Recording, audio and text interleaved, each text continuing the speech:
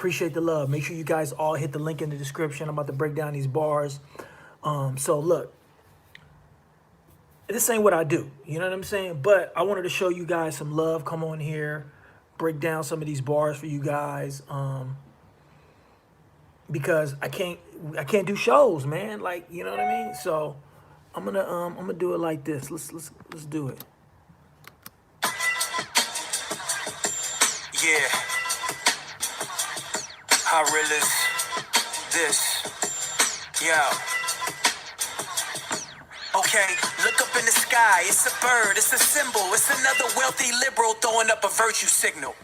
So look up in the sky. It's a bird. It's a symbol. It's another wealthy liberal throwing up a virtue signal. So basically, I took that line. You guys are probably too young to remember this, but back in the day, I think it was the Superman phrase. It was like, look up in the sky. It's a bird. It's a plane. No, it's Superman or something like that, you know? So basically, I'm just saying, like, look up in the sky, like basically, you know, or like Batman, when you see the bat signal. I feel like everything that's going on socially, all the social unrest that's going on in our country right here in America, I see a lot of people who are doing things, maybe not necessarily because they believe it, but because they feel like they have to, or to show that they're down with the cause, but they don't really believe it. Like, oh, look, I support Black Lives Matters, but do you really support, do you really understand?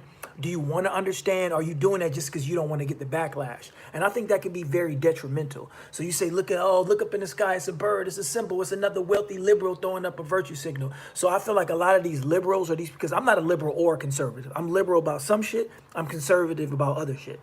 So I don't consider myself to be a liberal or a conservative, a Democrat or Republican. I guess I tend to be a little more liberal as far as in my thinking, but as far as political association, I'm not liberal or conservative. You know what I'm saying? Like, I'm liberal about some things, I'm conservative about other things. So when I see these quote unquote liberals saying like, oh, I'm down for this, I'm down with Black Lives Matter, but it's like, yeah, you're doing that on social media because that's the trendy thing to do, but do you really understand what that means? Another rich Republican funneling corporate dollars. The muzzle black voices. We're stuck with two choices. So now I'm showing both sides. I'm saying you have the liberals on this side, then you have the Republicans who use corporate dollars to muzzle, sometimes to derail black agendas, or to derail things that, you know what I mean, where black people can be given certain chances that, because look, I'm one of those people, I do believe racism exists. And I do believe that there are certain things that are structurally in place that that oppress black people. And that's my opinion. But black people, we have to take accountability as well. But right now, I'm speaking about the Republicans or the conservatives who are putting certain things in place to protect their bottom line, but at the same time, muzzling the black agenda. An open racist or a closet bigot. Either way, we're only given a certain limit to pivot. We only given two choices, an open racist or a closet bigot. We already know what I'm talking about. So be mindful as you move in that space, because some of our allies are just white anarchists and blackface. Let's go back. Either way, the muzzle black voices, we're stuck with two choices, an open racist or a closet bigot. Either way, we're only given a certain limit to pivot. So be mindful as you move in that space, because some of our allies are just white anarchists and blackface. So what I'm saying in that line is that when we saw the death of George Floyd, an unarmed black man, basically with an officer with his knee on his neck, murdering him when he was already handcuffed. When that happened, it was a lot of outrage, specifically from the black community. And then the white community, everybody got in. It was like, this is a horrible thing. But what happens is sometimes black people, when we have momentum and we're fighting for our voices to be heard, other interests come in. And they be like, oh, okay, this is a good time to further our agenda by latching on to the black agenda. So basically what I'm saying is be careful as you move in that space, because some of our allies are just white anarchists and blackface. So they're pretending like they're down with the black cause, but they really have their own agenda. So be wary. And that haste creates chaos, stirring the mass doubters. Yes, Black Lives Matter, but what happened to black power? Black businesses, black building in that space. Cause some of our allies are just white anarchists in blackface. And that hate creates chaos, stirring the mass doubters. Yes, Black Lives Matter, but what happened to Black Power? Black businesses. So basically what I'm saying is, yes, Black Lives Matter, but what happened to Black Power? You see, I don't like the term. I'm gonna be completely honest with you guys. I have a problem with the organization Black Lives Matter, but I don't really like the term Black Lives Matter because I feel like you're begging to be accepted. Black people, we need to have Black power. If you think back to the 60s, when the civil rights movement and Black awakening and this Black protest, it was about Black power. Let's control our own businesses. Let's control our neighborhoods. You know what I mean? Like, let's empower ourselves. You know what I mean? Like, because when you own your neighborhood, when you own the property in the streets, when you own the businesses, when you own the houses, when you own the banks, when you own these things in your neighborhood, then guess what? You hire the police officers, you hire the city officials, you control things that help your interests. Then then these things, these things like police brutality, these are all just symptoms of a greater problem. Black buildings, Black community, combine a dollar sign, decline qualified immunity. Control. So we know what qualified immunity is. Qualified immunity, I says decline qualified immunity. That qualified immunity is this thing that police officers, but not just police officers, politicians and government officials have this thing where they have immunity. They can operate and do things and they're not held to the same standard as far as being accountable for some of their actions as regular citizens. And I think that's a problem. We need to redefine that and change that. Our property is we properly found sites, patrol our own neighborhoods like the Jews in Crown Heights or the Chinese in every metropolitan. Every sketch you profile them in is part of a larger net that they caught us in. So basically I'm saying, let me go back. Let's go back and let's really dissect these bars. Found sites, patrol our own neighborhoods, Black community, combine a dollar sign, decline qualified immunity, control our property as we properly found sites, patrol our own neighborhoods like the Jews in Crown Heights. Control our property as we properly found site, patrol our own neighborhoods like the Jews in Crown Heights. So I'm giving the Jewish community as an example. When you go to like New York and you go to Brooklyn, they have whole Jewish community, Jewish and Hasidic communities, and they basically have their own like citizen patrol. Like they patrol the communities and they call the police when things go down. So you can't even go up in that community without people taking notice. Basically they have their own community. So I'm saying like Black folks, like basically that's what the Black Panther Party was. The Black Panther Party, they patrolled their own community, not just for the police. They patrolled for the drug dealers and the gang members. I was like, yo, you can't come up in here and sell drugs.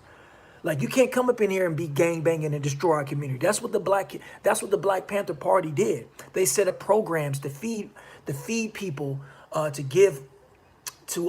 feed the students, the people. You know, they set up the free lunch, the free breakfast in the hood. So I feel like that's what's lacking in the Black community. We need to go back to that. We need to start because we need to help and excuse me. I'm trying to read your streams at the same time. We need to create these organizations. We need organization and leadership. It can't just be Black Lives Matter. I feel like we need to have Black power. Or the Chinese in every metropolitan. Every sketch you profile them in is part of a larger net that they caught us in. I call a trend how I see a trend. The only way to stop racial oppression is killing it while it's deep within. The only way to stop racial oppression or racial bigotry is to stop it while it's deep within. You have to teach your children, teach the community, teach everybody, have them understand one another. Peeking in at the legislation that led this nation till its own demise. So I surmise you better expect frustration. I'm peeking in at the legislation that led this nation to its own demise. So I surmise you better expect frustration.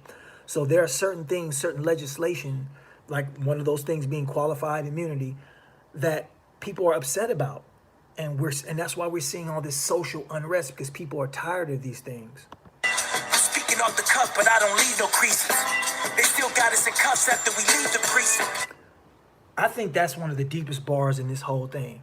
They still got us in cuffs after we leave the precinct.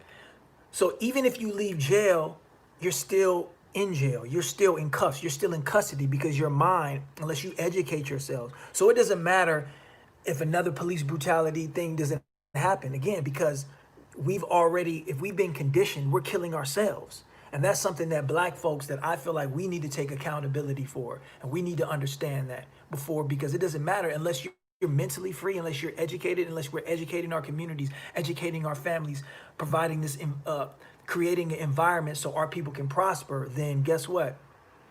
It doesn't matter if we're in cuffs or not. That's if you make it there, but they don't make it fair. You can't compare disparity sparingly. Who's prepared? Newsflash, CNN is just as bad as Fox. CNN is just as bad as Fox. I don't know if you guys watch CNN lately. I can barely watch that shit. Like, it's so ridiculous. I'm just like, yo, like, I feel like 5 or 6 years ago, CNN was somewhat like, it was somewhat the news. Now it's just completely identity politics. It's completely biased. It doesn't matter. It's everything is just anti-Trump. And let's get it straight. I don't love Trump or anything like that. But the way they're so blatantly bigoted and so biased, it doesn't matter. If Trump could say one thing, if Obama said the same thing, they would love it. But if Trump says it, it's the worst thing in the world. I'm like, yo, that ain't right either. So I got to call out the fake when I see the fake. They coax in black emotion to coincide with a notion. They swing in their direction instead of true self-reflection. Projecting a biased view to use you for the election. CNN is just as bad as Fox. They coax in black emotion to coincide with a notion, to swing in their direction instead of true self-reflection, projecting a biased view to use you for the election. So me personally, when I look at CNN or I look at Fox, I believe that both of these messages, and both of these networks, specifically CNN, they're riding the wave of black people's emotion. They're trying to coax black people's emotion because they have an agenda. And you know, you have one side, you have the conservatives, you have the liberals, and they're both fighting. And right now, I believe that they're using black people's emotions like they always had to vote in their favor, you know, to vote in their interests. And that's what I believe is going on.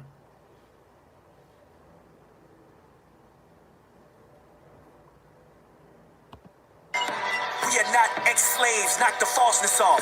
We are survivors of the transatlantic Holocaust. So that goes back to the title of the song. I see a lot of people talking about, why are you saying Black Holocaust? Well, 2 million, at least documented 2 million Africans died in the Middle Passage. That doesn't mention all the African slaves that were murdered and killed in the Caribbean and in the United States that lasted for hundreds of years. So I'm not saying that one Holocaust is worse than the other, but we have to acknowledge that black people, African people, were murdered and killed. And if that's not genocide, then I don't know what is. And it lasted for hundreds of years. Like, black people were murdered and killed. And the ones who weren't murdered and killed, they were in perpetual slavery. So that's what the title means. African genocide that lives inside this continent. Until America can admit to that, this is the consequence. And now you're seeing the consequence of it. So when did racism make its cause? The term white didn't exist until miscegenation laws. So when did racism make its cause? The term white didn't exist until miscegenation laws. So people don't even understand the term white or white person or black person. Like, that didn't even exist until the miscegenation laws. So is he Arab? No, I'm black and Persian. I get so annoyed sometimes when people are always like you need to understand who you're talking to. So miscegenation laws are laws saying that a white woman can't marry a person of African descent. Well, what's a white woman? At that time, there was no such thing as white. There were different forms of European. There were Italians, there were Irish, there were English, there was Spanish, there was Portuguese. Like, these were all different factions of Europeans. So at one point in time, when they didn't want blacks intermingling or integrating with white people, then they said, okay, no white person can marry a black person. But there was no such thing as white at that point in time. So they had to create something. There was no such thing as black. They had to say Africans, non-Africans, and then they had to go more specifically white. And white was basically all the Europeans. So that's how they came up with this concept. Because you guys know that there's no such thing as race. There's no such thing biologically. Like, there's no race.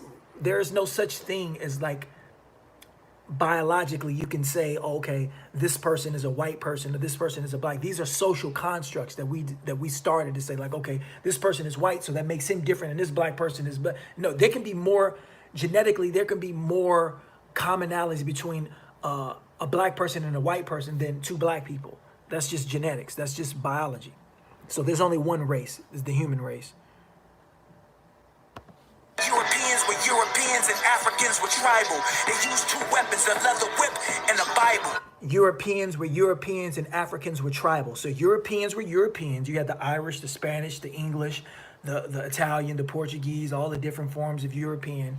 And then you had Africans were tribal. Even Africans didn't all say they were just black. No, they were from different tribes, different countries, different villages. So they was like, yo, I'm Mandingo. Yo, you know what I mean? Like they had all these different tribes, but then America or Western society said, look, we got to lump them all together because for financial benefit, we got to call them black.